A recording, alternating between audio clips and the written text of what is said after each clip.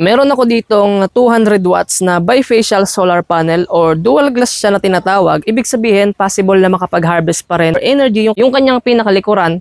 Kasi nga, dual glass siya or yung likod niya is solar panel din. Yung unlike sa mga regular na solar panel, yung likod is plain white and hindi siya makakapag-harvest. Pero dito, yung likod niya is same din sa harap niya pero meron lang konting pagkakaiba kasi kung yung harapan niya is kaya makapag-harvest ng under 200 watts na power, yung sa likod naman is mas mababa. Pero nakita nyo naman sa title natin na yung solar panel ito ay sira at ito yung kanyang pinakaharapan. Talagang basag na basag siya. Oh, yeah. Ito yung kanyang harapan. Basag siya. At sa title natin, itetesting natin siya or gagawin natin ay susubukan natin kung gagana pa nga ba or meron pa ring ma-harvest na power yung ganitong solar panel kapag basag na or sira na. So ito siya.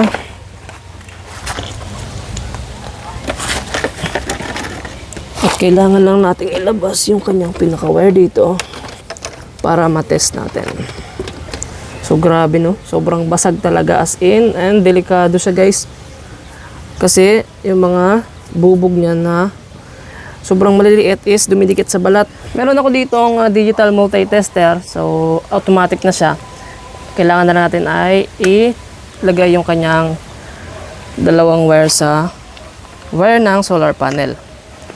Ngayon, dito natin ilalagay. Check natin kung tama yung polarity natin. So, hindi ko pa siya binalatan kasi baka dumikit ay magka-short circuit. So, mataas din. Maabot ng 22.2 volts yung pinaka-voltage niya. 22.2 volts. Ngayon, hindi kasi pwede nating malaman yung amps nito kung meron pa nga bang amps kasi minsan may voltage siya pero walang amps. Gagamit na lang ako ng solar charge controller and ilalagay natin sa battery. Kung kaya pa nga ba niyang makapag-harvest and makapag-charge ng battery. You know?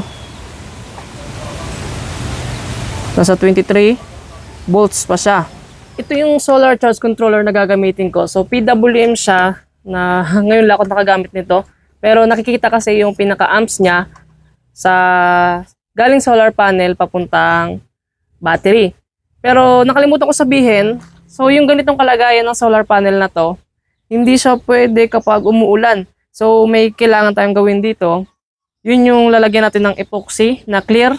Kasi guys, crack na siya. So kapag umulan, may tendency na pasukan siya ng tubig at possible na mag-short yung kanyang mga cell at masira kaagad. Kaya hindi natin ito pwedeng gamitin kapag umuulan. Pero pwede na kapag nalagyan na natin ng epoxy na clear. Hindi ko alam kung anong tawag doon, basta. At para matabunan yung kanyang mga crack. Pero ngayon, kasi nga, iti-testing lang naman natin kung may harvest pa yung ganitong solar panel, which is basag na.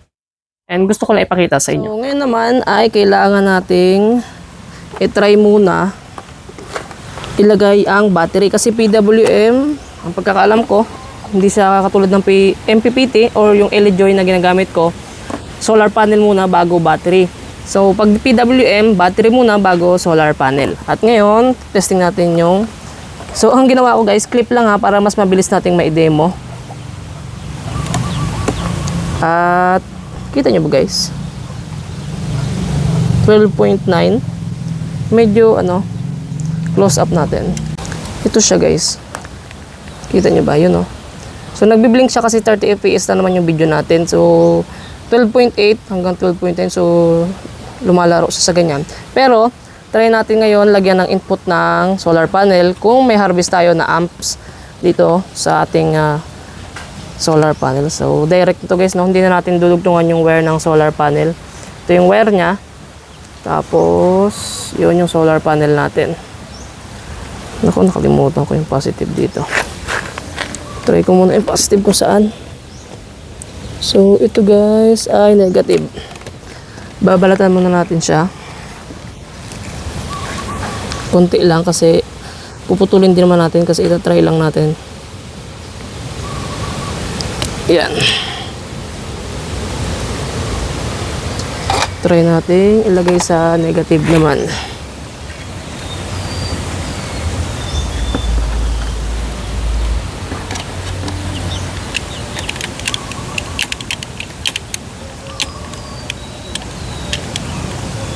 Opya.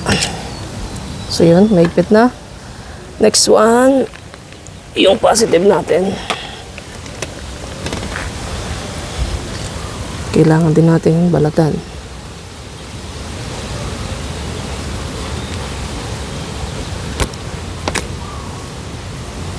Salpak natin. So wala tayong mga breakers guys kasi nga demo lang naman siya. Pero kung nagkakabit kayo, mas maganda na may mga breakers tayo.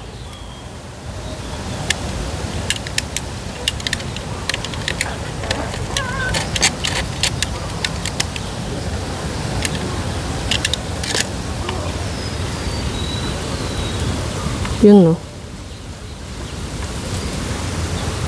So walang, kita nyo ba guys?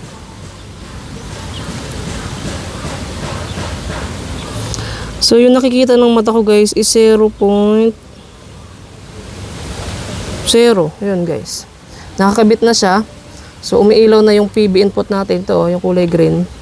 Ito yung PB input natin. Kapag umilaw yan, ibig sabihin mayroon ng supply yung solar panel. Pero kung papansin nyo, yung ating input ay wala, 0 guys.